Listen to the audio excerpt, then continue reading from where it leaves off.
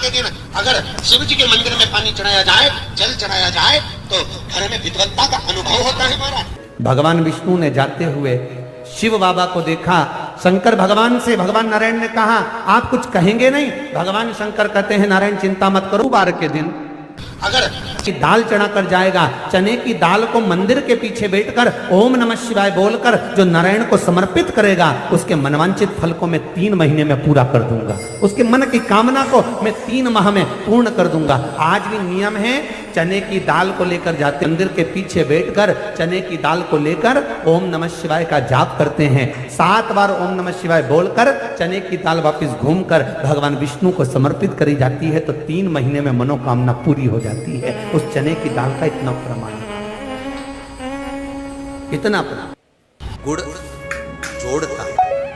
जितने समय अतिथि हमारे घर में रहे, मेहमान हमारे घर में रहे, जिसको हमने आरती के समय पर गुड़ दिया है, जिसको हमने गुड़ दिया है, वो पाकर आनंद के साथ में।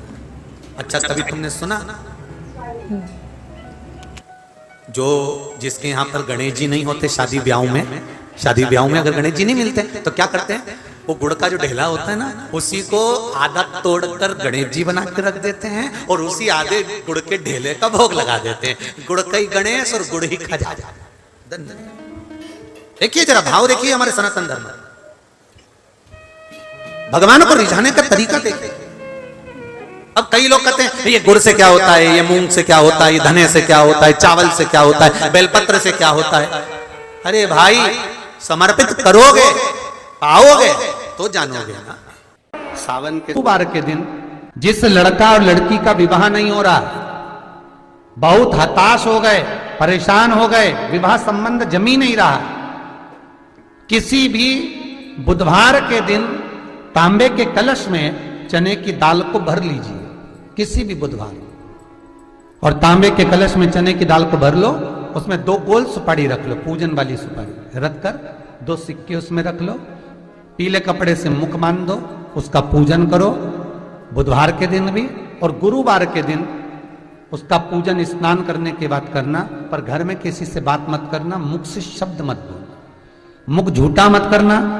पूजन करने के बाद उल्टे हाथ पर कलश को रखकर सीधे हाथ से ढककर कोई ब्राह्मण के घर में जाकर साथ में किसी को ले जाओ, बिना बोले, बिना बात करे, बिना कहे, साथ जाकर ब्राह्मण का दरवाजा बजा दे, बात कर ले और में गया वो, पर तुम्हें नहीं बोलना है। और वो कलश ब्राह्मण के अपनी कामना कर कर वो कलश का दान दे दिया जाए।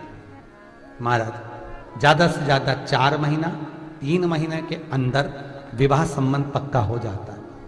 विवाह संबंध, चने की दाल का दान कुछ सहज नहीं है। लग रहा है कि मैं दुखों से पीछा छूट ही नहीं रहा, तब उस जगह पर बेलपत्री के मध्य भाग में पीला चंदन, ये जो पत्ती है और ये 2 पत्ती हैं, ये बड़ी पत्ती और ये बीच की जो 2 पत्ती हैं, इसके बीच में जो डंडी का भाग रहता है, जो बीच में डंडी का जो भाग है, बड़ी पत्ती और ये 2 छोटी पत्ती के मध्य में जो डंडी का भाग है, उस डंडी के भाग में पीला चंदन और एक अक्षत पीला। शंकर भगवान को प्रदोष के दिन आप अगर प्रदोष काल में समर्पित कर रहे हैं तो ये निश्चित है कि धीरे धीरे कर कर वो दुख समाप्त होगा, वो दुख कटेगा ही। विश्वनाथ को कुछ नहीं चाहिए, मेरे शंकर को चाहिए क्या? अगर आपके जीवन में ऐसा लगे कि बहुत बड़ी बीमारी आ गई और आपके घर का व्यक्ति वेंटिलेटर पर पड़ा हुआ है, तो शमी के वृक्ष के फूल ले आओ 7, और शमी के वृक्ष के 7 फूल लाकर एक एक फूल शंकर भगवान को श्री शिवाय नमस्तुभ्यं कहकर उस व्यक्ति के लिए जो पड़ा हुआ है, अंतिम सांसें गिन रहा है, जिसको अटैक आ गया, अंतिम सांसों में जो गिन रहा है, उसके नाम से भगवान शंकर पर चढ़ाना प्रारंभ कर दो। मात्र 7 पुष्प, उस शमी के वृक्ष के 7 पुष्प आप शिव को समर्पित करिए, उसका नाम और गोत्र बोलकर, और भगवान शंकर का मूल मंत्र श्री शिवाय, जम के बोलिए श्री शिवाय नमस्तुभ्यं बोलकर एक एक शमी का फूल शंकर पर चढ़ाना प्रारंभ कर दो। फिर आगे वो विश्वनाथ की मर्जी है, वो प्राण कैसे लेकर वापिस आता है, उस काल से छुड़ाकर महाकाल कैसे लाता है, ये वो जाने। आपका फर्ज केवल आप अदा करिए। ये 3 समय एक ऐसा समय है, मान लो सुबह यदि आपको समय ना मिले भगवान शंकर का गुणगान करने के लिए, मान लो दोपहर का समय ना मिले शंकर भगवान का गुणगान करने के लिए, तो शिव पुराण कहती है जब सूर्य डूब रहा हो, प्रदोष काल का जब समय हो, तब उस शंकर का गुणगान करो तो सारी जिंदगी तुम्हें किसी के आगे हाथ नहीं फैलाना पड़ेगा। भगवान भोलेनाथ स्वयं तुम्हें उतना प्रबल वैभवपति बना। कितना सुंदर कहा है। जब जिंदगी बहुत संघर्ष में चल रही हो, बहुत दुख का जीवन चल रहा हो, बहुत कष्ट का जीवन चल रहा हो, बहुत कष्टमय जीवन चल रहा हो, तब शमी के 5 पत्ते, शमी के 5 पत्ते, एक दुर्वा के साथ एक अक्षत चावल का एक दाना, वो भी हल्दी में भिंगोया हुआ हो या केसर में भिंगोया हुआ हो, शमी पत्र 5, एक दुर्वा, एक चावल का दाना, जो दिल से हृदय से बेलपत्री के वृक्ष के नीचे पार्थिव लिंग का निर्माण कर कर मट्टी का शिवलिंग बनाकर प्रदोष काल में, मतलब शाम के समय पर शिवलिंग बनाकर उस पे जल चढ़ाकर, जो ये 5 शमी का पत्र, एक दुर्वा और एक चावल का दाना, अपनी कामना कर कर जो दुख चल रहा है बाबा से विनय कर कर एक एक पत्ता जब समर्पित कर दे, फिर एक दुर्वा समर्पित कर दे, फिर एक चावल का दाना समर्पित कर दे और बाबा का वहीं पर पुनः विसर्जन कर दे, 3 महीना तो जाने दो, 15 दिन के अंदर वो दुख कटता जरूर है, चाहे कोई भी दुख, किसी भी तरह का दुख क्यों नहीं। एक बेलपत्र के वृक्ष की परिक्रमा करने वाले को हजारों अश्वमेध यज्ञ का फल प्राप्त हो जाता है, हजारों अश्वमेध यज्ञ का फल प्राप्त हो जाता है। उसी तरह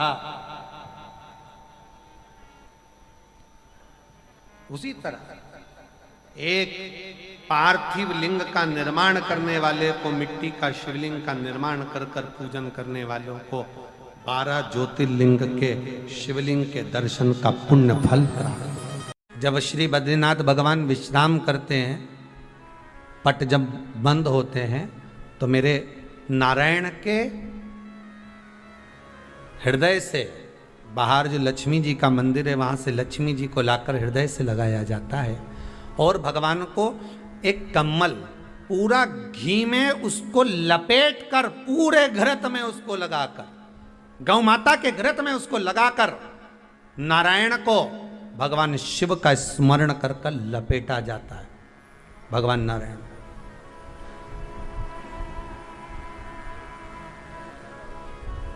बद्रीनाथ बाबा के मंदिर में दिया घी से भर दिया जाता है, ताले लगा दिए जाते हैं, सब नीचे आ जाते हैं। जब अक्षय तृतीया के समय पर पट खोलते हैं, बाबा का कम्मल घृत से जुड़ा हुआ वैसा कि वैसे ही घृत भरा हुआ, घृत में स्थिरता है, घर में घृत के अंदर लक्ष्मी का भाव आ जाता है। हमारे यहाँ हिंदू धर्म में बहुत सुंदर बात कही जाती थी पहले, आजकल जमाने में कहते कि नहीं कहते मालूम नहीं, पर मारवाड़ के अंदर एक रीति थी, घर के अंदर रसोई घर में एक इतनी बड़ी कुल्हड़ होती थी जिसमें घी भरा होता था, छोटी सी चम्मच होती थी, उसमें पूरे घर का घी खाली हो जाए और उस कुल्हड़ का घी खाली नहीं होना चाहिए। नानी भाई का मायरा सुना है आप लोगों ने? अगर नानी भाई का मायरा सुना होगा तो नानी भाई के मायरे में नरसिंह मेहता जी की जो दादी के प्राण छूटे थे, वो केवल इसी बात पे छूटे थे। अगर नानी भाई का मायरा सुना होगा तो आपको मालूम होगा, नानी भाई के मायरे में जब नरसिंह मेहता भोजन करने के लिए बैठे तो नरसिंह मेहता की भाभी दुरत गौरी ने कह दिया दादी के सामने, जब दादी बोली क्यों इसकी रोटी में घी नहीं लगा, तो कहा कुल्हड़ का घी समाप्त हो गया है, रसोई घर में जो बाटकी रखी थी उसका घी समाप्त हो गया। जय कुंवर भाई को चिंता लग गई, आंखों से अश्रु बहने लगे और जय कुंवर भाई नरसिंह मेहता की दादी प्राणों को छोड़ दी कि मेरे रसोई घर का घी समाप्त हो गया, मतलब ये घर अब बर्बाद होने में देरी नहीं लगेगी। नानी भाई का मायरा कहता है, दादी के प्राण छूट गए थे, नैनों से नीर बह रहा था। केवल जरा सा संवाद।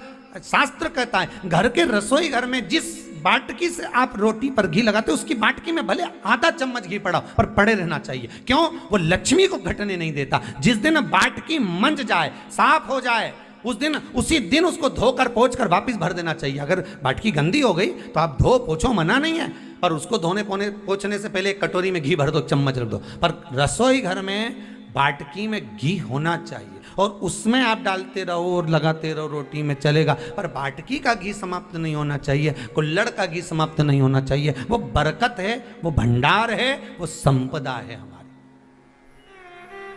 घृत वैभव देता है, घृत वैभव प्रदान कर।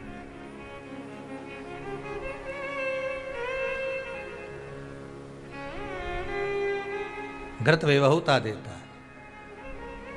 कितना सुंदर कहा है। शंकर भगवान के शिवलिंग पर घृत चढ़ाने के बाद आपने दही चढ़ाया शिव जी को, ठीक है, आपने दूध चढ़ाया, जल चढ़ाया, दही चढ़ाया, शहद चढ़ाया, शक्कर चढ़ाई, मिष्ठान चढ़ाया, जो भी आप शिव जी को चढ़ा रहे हो उसमें से केवल एक पदार्थ, एक वस्तु, घी, शंकर के शिवलिंग पर चढ़ाने के बाद में उसी शिवलिंग का घृत, जहां शिवलिंग रखा हुआ है, शिवलिंग जहां रखा रहता है, उस कटी पर उस घृत से हस्त फेर देना चाहिए अपनी मनोकामना कर कर। जो अभिषेक आपने किया है वो अभिषेक का फल भगवान भोलेनाथ कुछ ही दिन में प्रदान कर देते हैं। मात्र उंगली फेर देने पर, घृत पात्र की उंगली, घृत का जो आप अभिषेक कर रहे हो, जल चढ़ा रहे हो, दूध चढ़ा रहे हो, आप पंचामृत सामग्री समर्पित कर रहे हो, आप दुनिया की सारी वस्तु भगवान को दे रहे हो, तो घी चढ़ाते समय जब घी चढ़ जाए, शंकर के शिवलिंग पर घी चढ़ गया, उसकी एक उंगली लेकर शिव मंदिर में जहां शंकर जी पिंडी पर बैठे हैं, उस जलाधारी पर जो शिवलिंग रखा हुआ है उसके चारों तरफ उस घृत को लगा देना चाहिए अपनी कामना कर कर। महाराज शिव उसको स्वीकार करता है। क्यों? शंकर और पार्वती के मिलन स्थल, माता पार्वती की गोद में भगवान शंकर का जो शिवलिंग स्वरूप विराजमान है, हस्त कमल के अंतर्गत जो भगवान विराजमान है, उसका फल चोगना मिल जाए।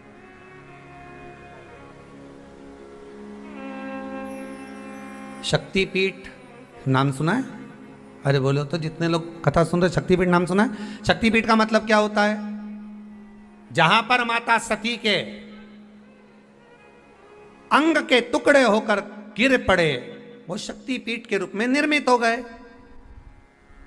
तो जितनी भी शक्तिपीठ होती है, उन शक्तिपीठ में आप लड्डू चढ़ाएं, पेड़ा चढ़ाएं, वस्त्र चढ़ाएं, आभूषण चढ़ाएं, सोना चढ़ाएं, चांदी चढ़ाएं, मुद्रा चढ़ाएं, आपकी मर्जी पड़े करोड़ों रुपए चढ़ाएं, मना नहीं है। पर शक्तिपीठ का दर्शन करने जब जाएं तो कम से कम थोड़ा साथ में गाय का घृत, असली घी साथ में लेकर अवश्य जाएं। क्यों? शक्तिपीठ पर भी घी समर्पित करने से मनोकामना पूर्ण हो जाती है। आप आएंगे शक्तिपीठ का दर्शन करके और मनोकामना पूर्ण होना है। मात्र शक्तिपीठ। आप चढ़ाएं वस्तु, ढेर चढ़ाएं, आप सोना चांदी, अंबारियों में धन दौलत सब चढ़ाएं, पर साथ में आप चुनरी चढ़ा रहे हैं, साड़ी चढ़ाएं, घृत भी दीजिए, घृत भी प्रदान।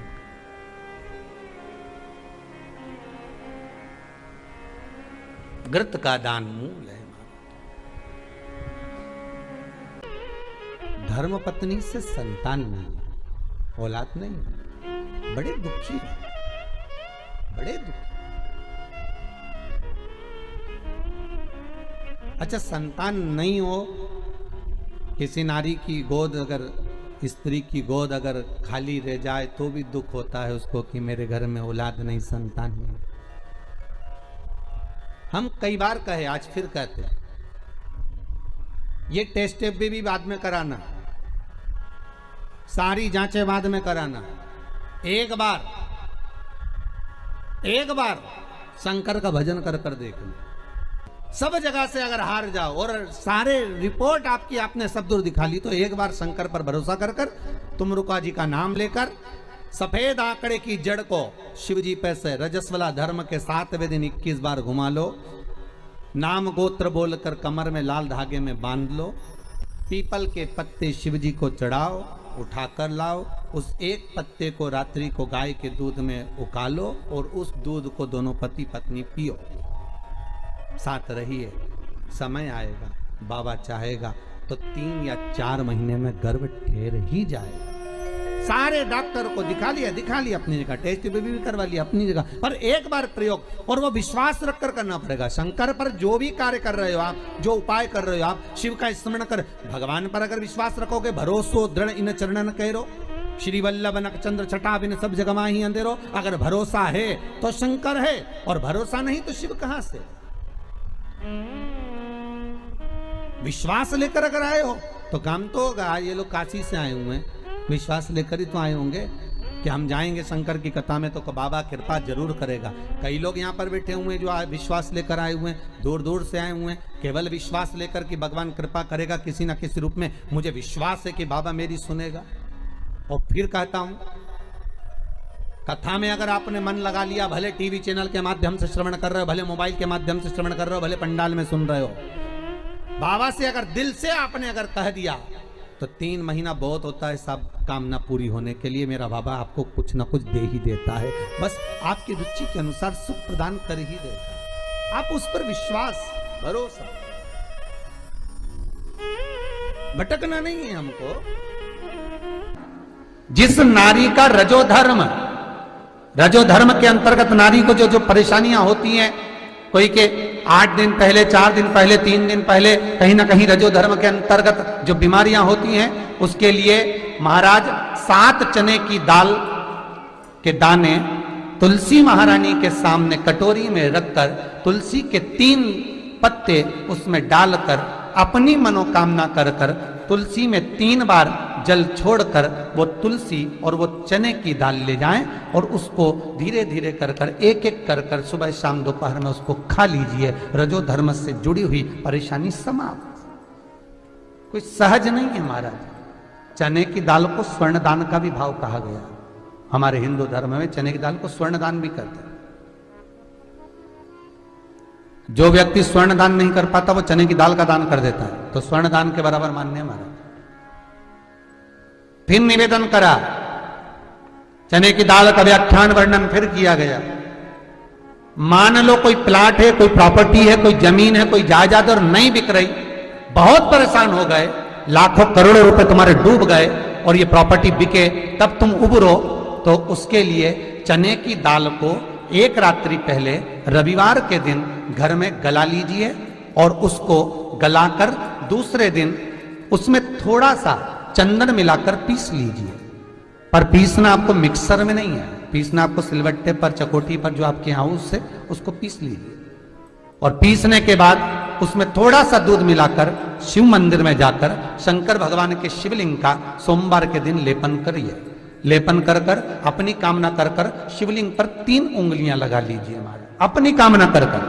जो 3 उंगलियां आपने लगाई है, उंगली हटाते समय चंदन के लेपन को जो लगाया आपने, चने की दाल का लेपन, स्वर्ण का लेपन, उसको हम कहते हैं स्वर्ण लेपन, उसको लेकर आ जाइए महाराज। उसको थोड़ा सा लेकर आ जाओ, एक किसी भी फूल में उसको लगाकर जो जमीन, जो प्रॉपर्टी, जो जगह बेचना है वहां पटक दीजिए महाराज। उसके ग्राहक आना चालू हो जाएंगे और वो प्रॉपर्टी शीघ्र बिक जाएगी। अपनी कामना के अनुसार बिकेगी कि कितने में आपको बेचना, अपने अनुसार।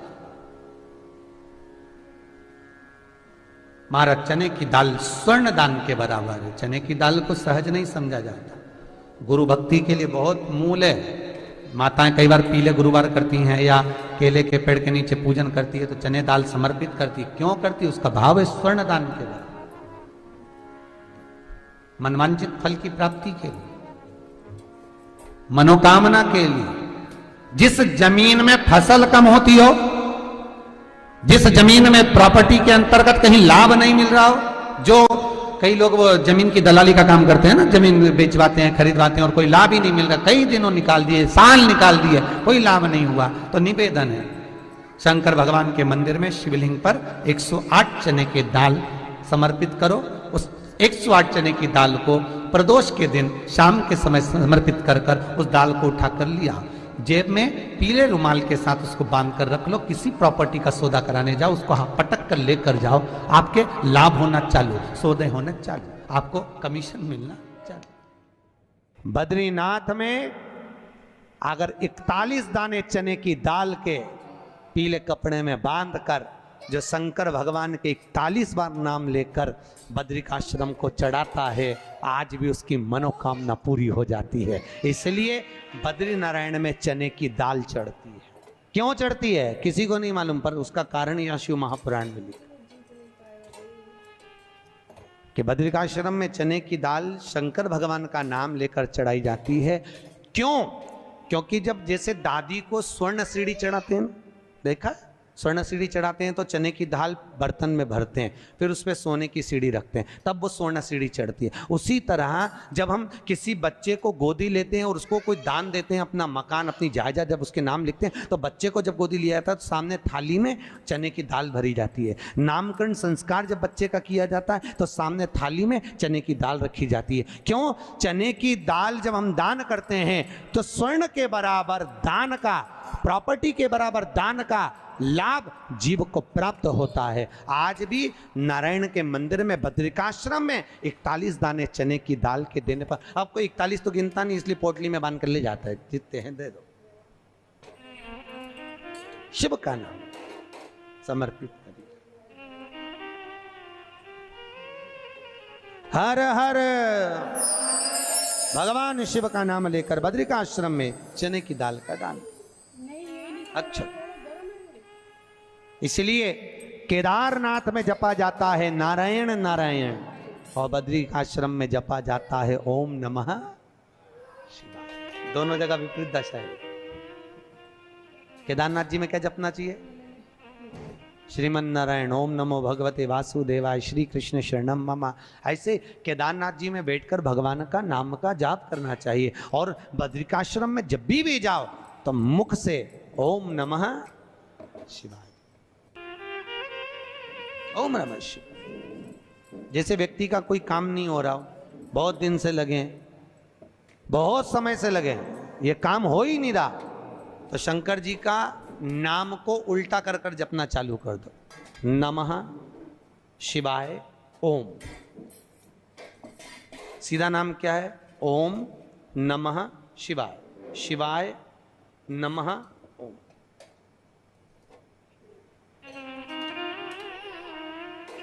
जब उल्टा नाम व्यक्ति जपना चालू कर देता है, जिस बच्चे के, बच्ची का, जिसका भी विवाह नहीं हो रहा हो, कोई काम नहीं हो रहा हो, कोई सीए की पढ़ाई कर रहा है और एग्ज़ाम में निकल ही नहीं रहा, 3-3 4-4 बार बैठ गया, पास ही नहीं हो रहा, उस बच्चे को बोल दो बस सुबह उठते से ही शिवाय नमः ओम बोलना चालू कर दे, एक ही बार में सिया पास ले। कहा करत बा, जॉब नहीं लग रहा हो, जब उल्टा उल्टा जप ले। ये उसी में का हाल है। जैसे किसी व्यक्ति से अपने को पैसा लेना और दे नहीं रहा, क्या करना है? सूर्य नारायण भगवान को अर्घ दो। तो 21 दाने लाल मिर्ची के जो दाने होते हैं, देखें लाल मिर्ची के अंदर दाने होते हैं, उसके 21 दाने निकालकर पानी में डाल दो और पानी में डालकर उसी जल से सूर्य को अर्घ दे दो। उस व्यक्ति का नाम लेकर जिससे पैसा लेना है, हाथ जोड़कर देने आता है, तुरंत 3 महीने के अंदर पैसा लौटा दे, तुरंत हाथ जोड़कर। ये सूर्य को अर्घ देने पर मात्र व्यक्ति दौड़कर पैसा देने आता है, कितना भी हो, रहने नहीं देता प्रचंड। शिव के सिवा दुनिया में कोई दानी नहीं, शंकर जैसा कोई दानी नहीं हो सकता। स्वयं कैलाश पर रहता है और दुनिया को लखपति, करोड़पति, आनंदपति बनाकर भेज देता है। कभी अगर मौका लगे, कभी ऐसा योग लग जाए कि कोई आपसे कहे कि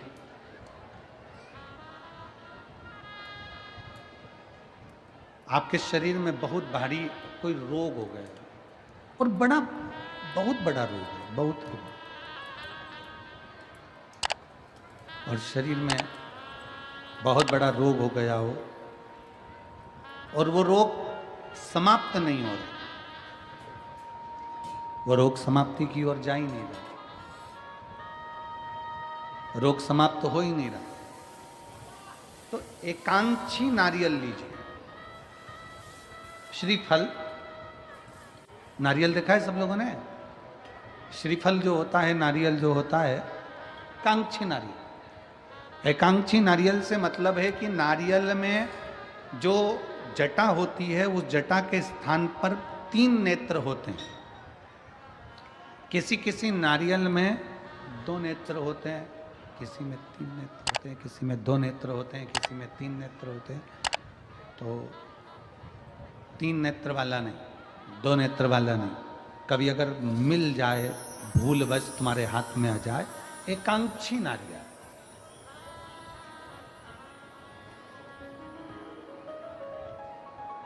एक नेत्र वाला। पहले बताओ देखा है कि नहीं देखा? पहले ये तो बोलो कि नारियल के पीछे 3 आंखें दिखती हैं, 3 आंखें, किसी में 2 आंखें नजर आती हैं। उसी तरह एक एकांक्षी नारियल, एक नेत्र वाला। कभी अगर मौका लगे और अगर रोग बढ़ रहा है, घट नहीं रहा, तकलीफ बढ़ रही है, घट नहीं रही, सारे इलाज करवा लिए, सारी दवाइयाँ ले ली, सारी जांचें करवा ली, सारे डॉक्टरों को दिखा लिया, उसके बाद भी अगर आराम नहीं लग रहा है तो एकांक्षी नारियल। और उस एकांक्षी नारियल के साथ में 7 दुर्वा, 7 बेलपत्र, 7 दुर्वा, 7 बेलपत्र, 7 पीले कनेर के पुष्प हाथ में लेकर, जो व्यक्ति बहुत ज़्यादा बीमारी अवस्था में है और दवाइयाँ भी अगर लॉक नहीं कर रही हैं, डॉक्टर की दवाइयाँ खाते रहो, दिखाते रहो, उसके साथ में वो एकांक्षी नारियल जिसकी एक आंख है, 7 दुर्वा, 7 बेलपत्र, 7 पीले कनेर के पुष्प हाथ में लेकर श्री शिवाय नमस्तुभ्यम कहते हुए हाटकेश्वर महादेव का नाम लेकर। कौन से महादेव? हाटकेश्वर महादेव। हाटकेश्वर महादेव का नाम लेकर अपनी कामना करते हुए, बाबा से विनय करते हुए, जहां से, जैसे ये शिवलिंग है, ये जलाधारी है, ये जलाधारी से जल बह रहा है, ये जल बहकर जहां से जाता है, ये जल बहने के स्थान जहाँ तक है, उसके बीच में कहीं पर भी, जहाँ जल बह रहा है ना, ये पानी बहकर जहाँ जा रहा है, उस स्थान पर कहीं पर भी, वो जल बहकर जहाँ से जा रहा है जमीन पर, उस स्थान पर कहीं पर भी उस नारियल को, एकांक्षी नारियल, 3 आंख वाला नहीं, 2 आंख वाला नहीं, एक नेत्र वाला एकांक्षी नारियल, सफ़ेद पीला कनेर, 7 बेलपत्र, 7 दुर्वा के साथ में उसको रख दीजिए और 1 लोटा जल देवाधिदेव महादेव को दक्षिण के भाग में खड़े होकर, उत्तर की ओर मुख कर कर, यहाँ बैठकर या खड़े होकर इस भाग में उधर की ओर देखते हुए जल समर्पित कर दीजिए। उसमें से 1 बेलपत्र, 1 दुर्वा उठा कर लिया, उसी में से 1 कनेर का पुष्प अशोक सुंदरी वाली जगह पर समर्पित कर दो। दुर्वा सुबह के समय पर खाना है, बेलपत्री दोपहर के समय पर खाना है। उसके बाद में 15 दिन 8 दिन बाद फिर वापस जांच कराओ, आपके रोग में आराम मिलना प्रारंभ हो जाएगा। शिव उसको ठीक होना प्रारंभ कर। एकांक्षी नारियल आजा बेटा दान दीजिए। गुरु द्रोणाचार्य ने कहा कि जो शीश का दान दे देगा, जो शीश,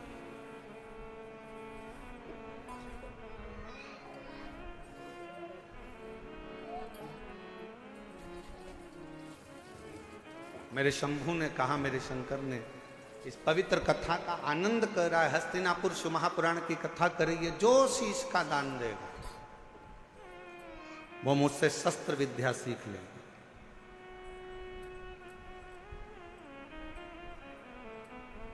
अब कौन शीश का दान दे? सब 105 जितने शिष्य बैठे थे गुरु द्रोणाचार्य के, उसमें से 100 शिष्य उठकर चले गए। 5 शिष्य बैठे रहे पांडव, उसमें भी एक अर्जुन सामने बैठा रहा, तलवार उठाई और शीश के पास लेकर जाने लगा, काट कर शीश का दान देने लगा। गुरु द्रोणाचार्य ने मना कर दिया, मुझे कटा हुआ शीश नहीं, तेरे धड़ पर लगा हुआ शीश मेरे चरणों में पड़ जाएगा, उतना दान बहुत है और मैं तुझे दे दूं, मत दीजिए। शंकर भगवान को तुम्हारा धन नहीं, वैभव नहीं, सत्ता नहीं, दौलत नहीं, शिव जी को केवल तुम्हारा एक लोटा जल शिव को समर्पित कर दो। एक लोटा जल भी नहीं हो तो 3 बार ताली बजा दो, वो भी नहीं है तो मुख से बम बम बोले बोले, ये भी नहीं बोल सकते तो मुख से हर हर महा, इतना कर सकते बहुत।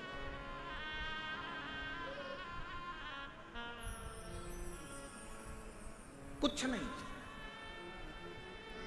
जिस दिन अहंकार छोड़कर, अभिमत्ता त्याग कर, अभिमान का त्याग कर कर, जिस दिन अहंकार को छोड़कर तुम शिव की ओर बढ़ोगे, शिव तुम्हें प्राप्त हो जाएगा। हस्तिनापुर शिव महापुराण की कथा में हस्तिन नाम का जो राजा था वो शंकर का परम उपासक था, जिसने इस राज्य को बसाया था।